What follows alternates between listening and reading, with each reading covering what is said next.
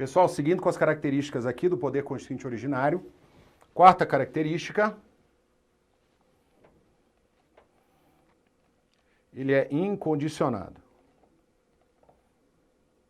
Se nas duas características anteriores a gente estava falando sobre o objeto, né, sobre o assunto, sobre os tópicos, sobre o conteúdo que vai ser inserido nas normas constitucionais, aqui a gente está falando agora de processo legislativo.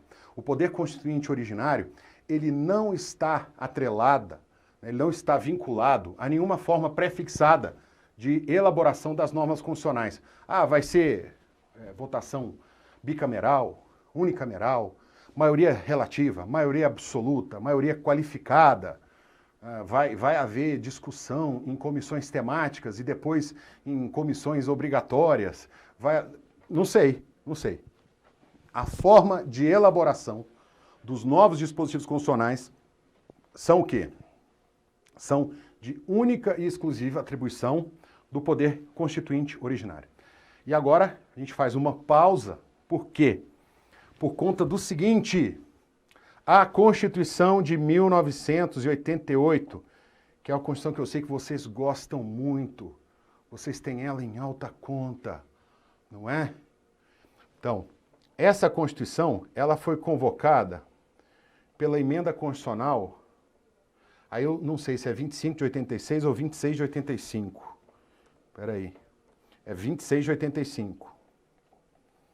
E qual é o problema dessa emenda constitucional? É um absurdo um poder constituinte originário ser convocado por uma emenda à Constituição anterior, se a forma de surgimento for consenso jurídico-político, pelo contrário, né? É a forma correta. Agora, qual o problema disso aqui? Olha o que está escrito na emenda constitucional. Os membros da Câmara dos Deputados do Senado Federal reunir-se-ão unicameralmente. Então, o que significa unicameralmente quando você vê unicameralmente? O que você deve ler? O que significa reunião unicameral?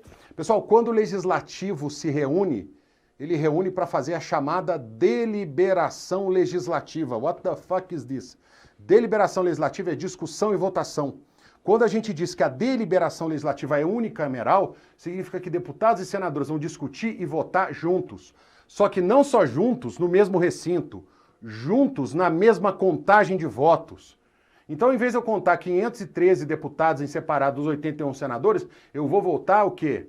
A votação vai envolver 594 congressistas. Tudo bem? E com isso você afasta completamente a necessidade de você o quê? De você fazer um meio de campo ali com o Senado, né? Então, eles vão se reunir unicameralmente em Assembleia Nacional Constituinte, livre e soberana, no dia 1º de fevereiro de 87, na sede do Congresso Nacional. O presidente do STF instalará a Assembleia Nacional Constituinte e dirigirá a sessão de eleição do seu presidente. A Constituição será promulgada depois da aprovação do seu texto em 2 turnos de discussão e votação, pela maioria absoluta dos membros da Assembleia Nacional Constituinte. Olha só, gente, essa emenda constitucional não está falando como vai ser o processo legislativo. Tá, não tá? Então, hold my beer, hold that thought. Wait a minute. Vocês repararam aqui que o poder constituinte originário dele não está atrelado o quê? A nenhuma regra procedimental prefixada, a nenhuma regra procedimental dada pela ordem constitucional anterior. Não existe esse negócio. Agora, a Constituição de 88 teve, não teve? A emenda constitucional 26 de 85, ela foi obedecida? Foi. Aí, por conta disso e por conta de um outro fator, gente, uma Assembleia Nacional Constituinte, ela é eleita para a finalidade de elaborar a Constituição, certo? E só para esse fim. O problema é que a Assembleia Nacional Constituinte, que elaborou a Constituição de 88, qual que é o problema? Ela tem um problema? Tem. Qual que é o problema? O problema é que alguns senadores que estavam no meio da sua legislatura, tá? Estavam no meio do mandato, eles foram aproveitados na Assembleia Nacional Constituinte. Aí quando você junta essa conspurcação de formação, né, de composição de membros, com esta questão da emenda 26... Opa, caiu um negocinho aqui, ó, peraí. Que dá sustentação aqui.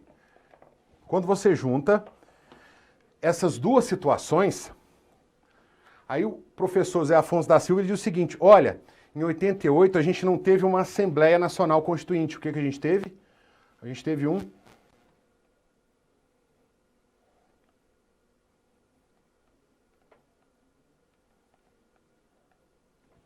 Congresso Constituinte.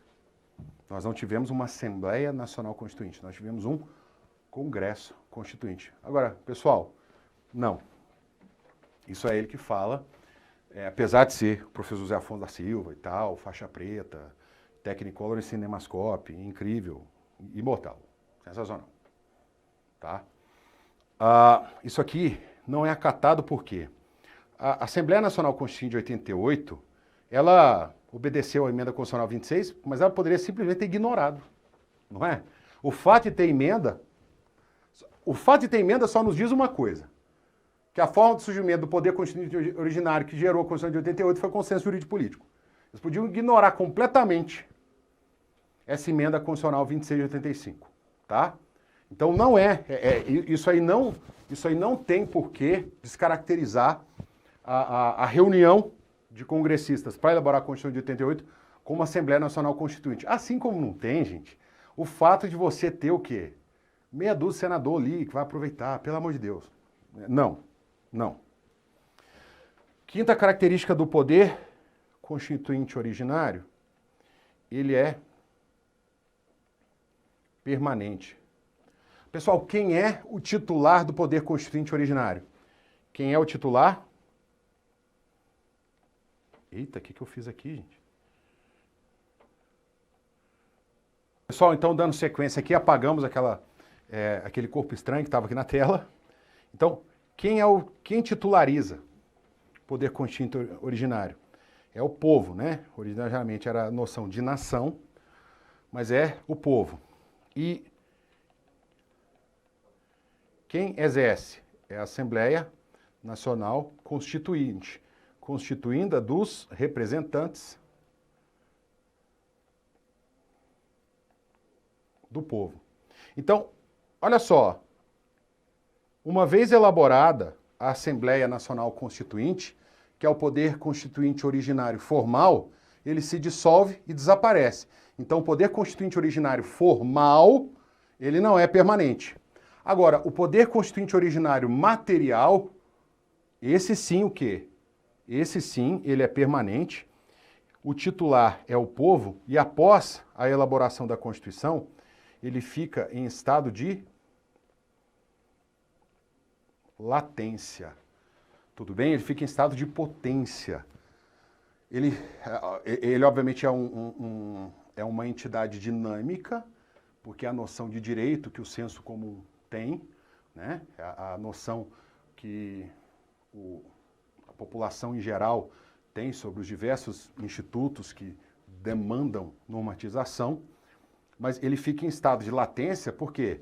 Porque a gente precisa de ter estabilidade jurídica, né? Então, não pode o titular do poder constituinte originário querer se manifestar a todos os momentos. A gente precisa ter o quê? A gente precisa de ter algum tipo de autovinculação, né? A gente precisa de ter compromissos a médio prazo, por isso que a gente tem uma Constituição. Então a gente ficar mudando tudo toda hora, não é? Tudo toda hora e aí isso não vinga. Então o poder constituinte originário, ele é permanente, mas sua dimensão, obviamente, material. E, por fim, gente, ele é inalienável. Olha só, o que a gente falou aqui? Quem que é o titular? É o povo. Mas titularidade é uma coisa e exercício é outra. Então, o exercício, ele pode, né, do poder constituinte originário, ele pode ser feito pelos representantes do povo. E aí a gente vai ter as constituições que são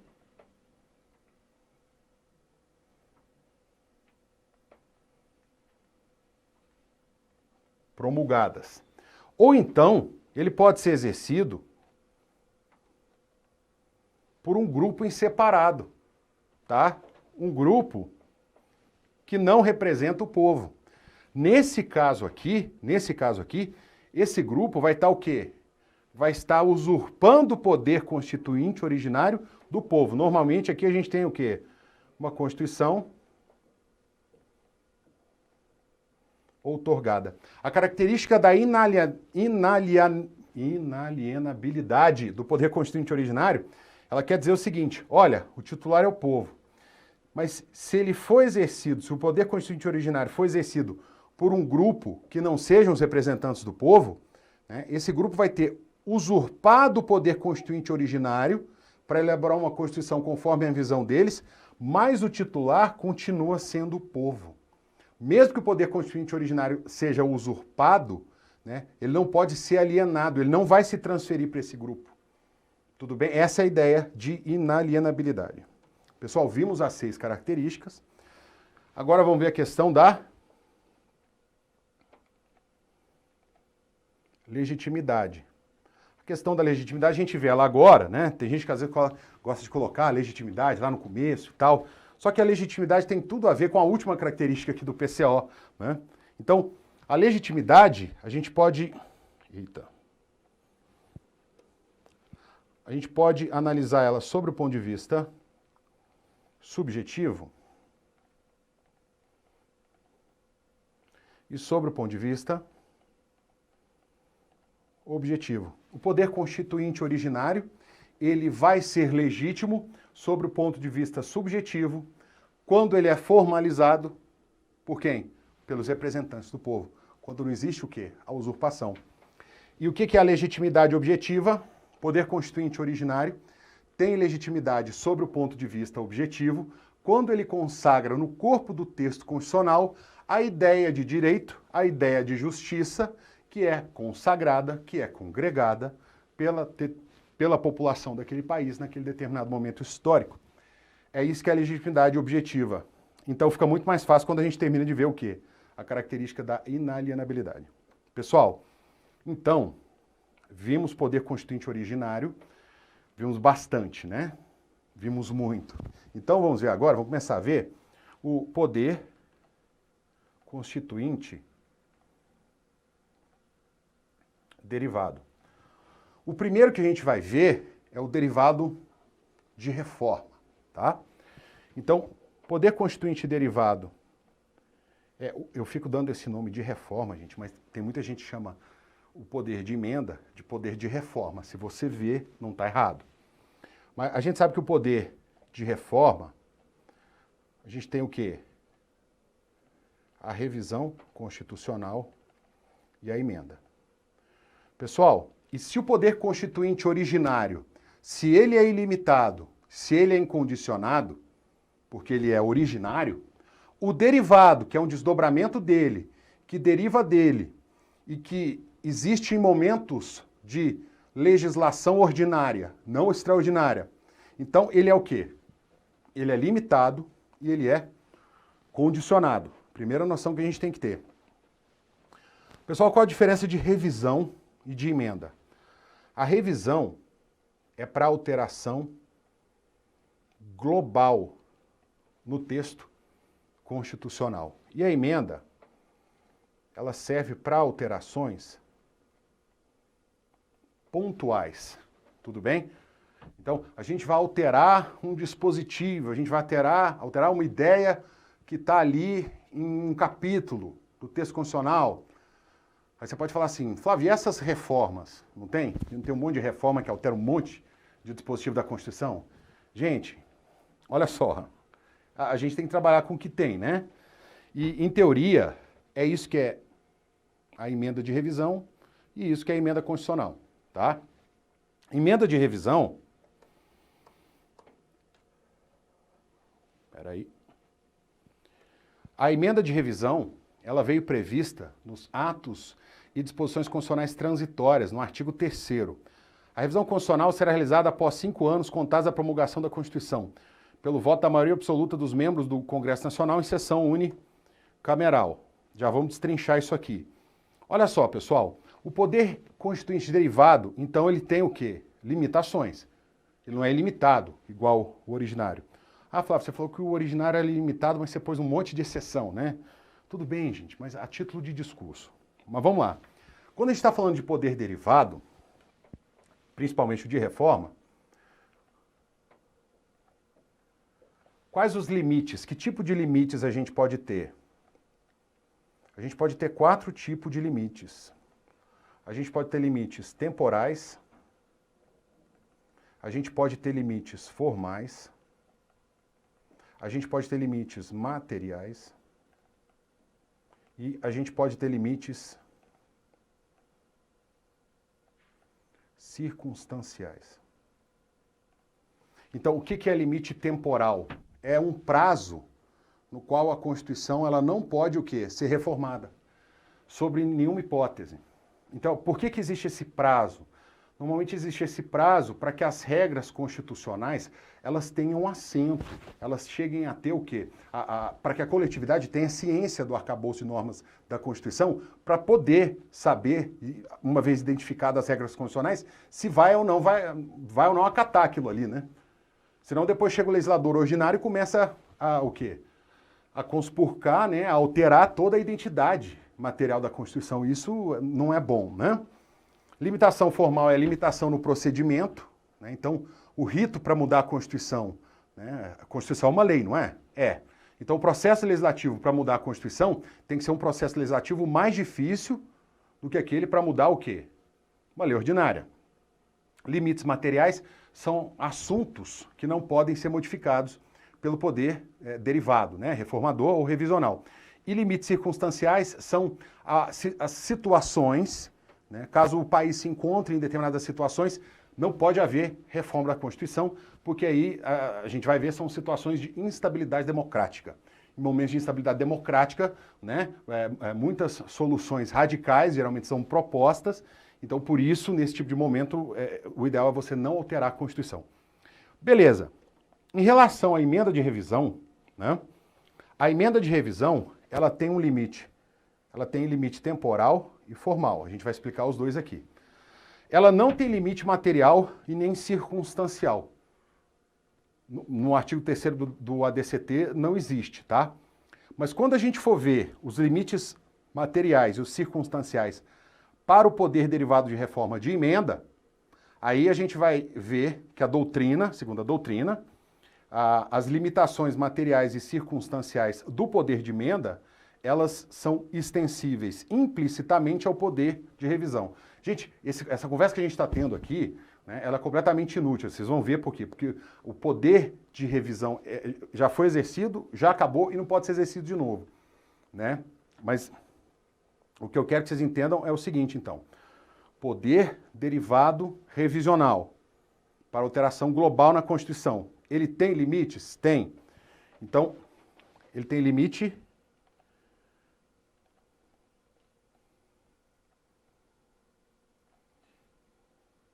temporal. Por quê? Porque ele vai acontecer 5 anos após a promulgação da Constituição. Ele não pode acontecer antes. E ele tem limites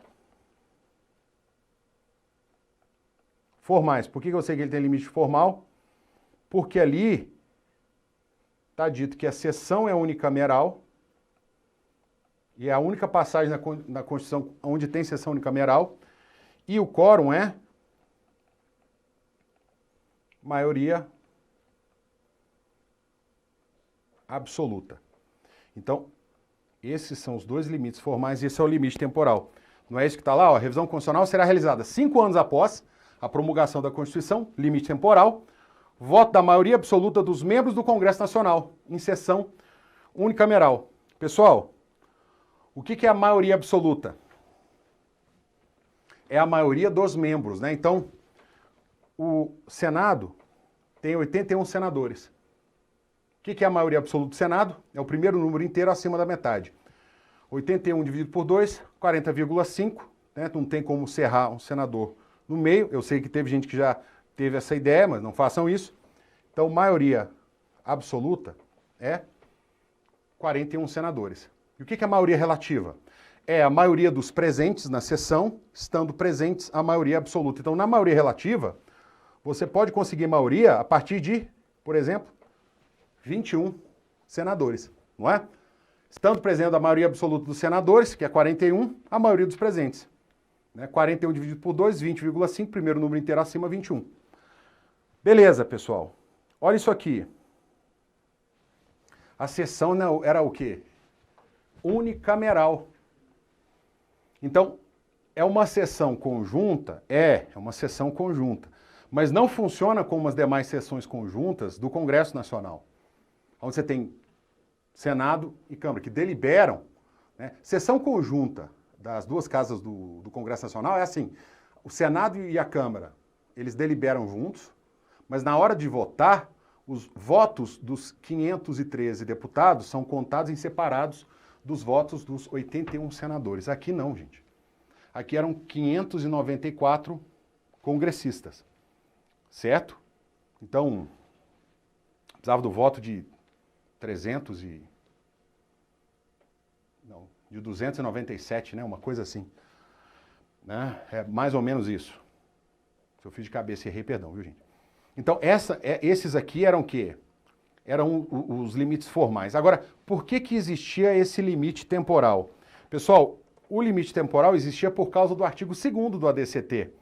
O que ele falava? No dia 7 de setembro de 1993, o eleitorado definirá, através de plebiscito, né, 7 de setembro de 93, 5 anos depois da promulgação da Constituição, né, se vai manter a forma de governo, né, república, ou se muda para monarquia constitucional, e se vai manter o sistema de governo, presidencialismo, ou se muda para parlamentarismo. Então, imagina que o pessoal vota para que a gente se transforme numa monarquia constitucional. Quantos dispositivos da Constituição iam ter que ser alterados? Dezenas, não é? Vários dispositivos. Ou que a gente muda de presidencialismo para parlamentarismo. Ia ter que também ter o quê? Ia ter que ter uma reforma global. Então não adianta a gente fazer uma previsão, né? Olha, vamos fazer uma previsão aqui para o povo decidir a forma e o sistema de governo que eles querem. Só que, por enquanto, a gente vai manter o quê? A gente vai manter república e vai manter presidencialismo. Então, beleza, tranquilo. Então, eles vão decidir daqui a 5 anos. Tá, só que daqui a 5 anos, se eles decidirem mudar, se a gente virar uma monarquia ou virar uma república parlamentarista, vai ter que mudar muita coisa da Constituição. Né? Então, a gente precisa de um procedimento de reforma global menos burocrático. Tá aqui o quê? O poder, né, revisional.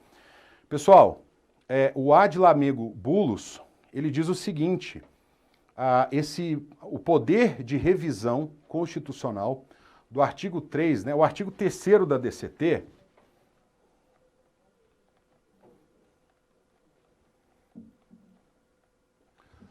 lembra quando você estuda, né, normas constitucionais de eficácia plena, contida e limitada, ou relativa restringível, ou não sei o que, daquelas várias classificações, né?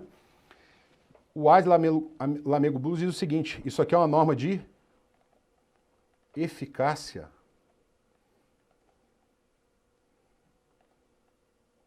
exaurida. E isso foi decidido assim pelo STF. Após 5 de outubro de 93, cabia ao Congresso Nacional deliberar no sentido da oportunidade ou necessidade de proceder à aludida revisão constitucional a ser feita uma só vez. A razão de ser do artigo 3º era o quê? Uma eventual modificação que fosse implementada por causa das disposições do artigo 2º do ADCT. Só que se nada foi mudado, gente, na minha opinião pessoal, meu Flávio, se nada foi mudado no artigo 2º, não deveria nem ter tido revisão. Eu acho que nós tivemos 6 emendas de revisão, todas de 94, entre março e junho, todas uma porcaria, nada relevante. Aqui, ó. Olha essa outra do STF. Ao Poder Legislativo Federal e Estadual não está aberta a via de introdução no cenário jurídico do Instituto da Revisão Constitucional. Então presta atenção no seguinte. É possível nova revisão constitucional? É possível isso, gente? Nova revisão constitucional? O que vocês acham? Sim ou não? Olha só, gente. Com base no artigo 3º do ADCT, já falo para vocês, é impossível porque esse artigo não tem mais aptidão jurídica para surtir efeitos. Lembra quando a gente estuda vigência, validade, eficácia jurídica, efetividade das normas? Esse é um artigo aqui que não tem mais como ter eficácia jurídica. Ele é um artigo cuja a força, cujos dispositivos não tem mais imperatividade, eles estão o quê? Exauridos. Então, uma nova revisão não pode ter por fundamento o artigo 3º da DCT. Mas aí surge uma segunda pergunta, né? O artigo 3º está tranquilo, gente, ó, o STF aqui. Acabou, né? A DI 981, acabou. Mas para o STF, porque olha só, aqui, nessa nova tela, o STF não está falando do artigo 3º. Está falando que é proibido você ter uma nova revisão constitucional por uma outra via. Você prevê novamente uma norma que veicule a possibilidade de revisão. Segundo o STF, isso também não pode. Tá bom? Tem uma parte da doutrina que diz o seguinte, olha, você pode ter uma norma via emenda constitucional que traga uma nova revisão constitucional, então esquece o artigo 3º do DCT, esse morreu, eficácia exaurida, não se fala mais nele, mas aí a gente pode ter um novo dispositivo constitucional que fale da possibilidade de revisão, tá? Mas aí essa revisão, ela vai acontecer, né, ou se um plebiscito autorizar, ou se, após a revisão, ela for submetida a um referendo. Então, essa posição doutrinária, ela condiciona uma nova revisão, né, a uma instância de democracia. Peraí. Não, fiz errado. Pronto. Democracia participativa. A gente sabe que a gente tem a democracia representativa, quando as decisões são tomadas pelos nossos representantes, e a gente tem a democracia participativa quando o povo, ele, né, de forma direta, ele forma a decisão política. Então, o plebiscito e o referendo são duas formas de democracia participativa. Então, para uma parte da doutrina, pode ter nova revisão? Pode, desde que a previsão de uma nova revisão seja submetida a uma instância de democracia participativa. Pessoal, isso é minoritário. E a gente viu que o STF não endossa isso, beleza? Vimos o que a gente tinha que ver aqui sobre revisão. Pelo adiantar da hora, então agora, a gente dá a pausa aqui no vídeo e volta com emenda constitucional.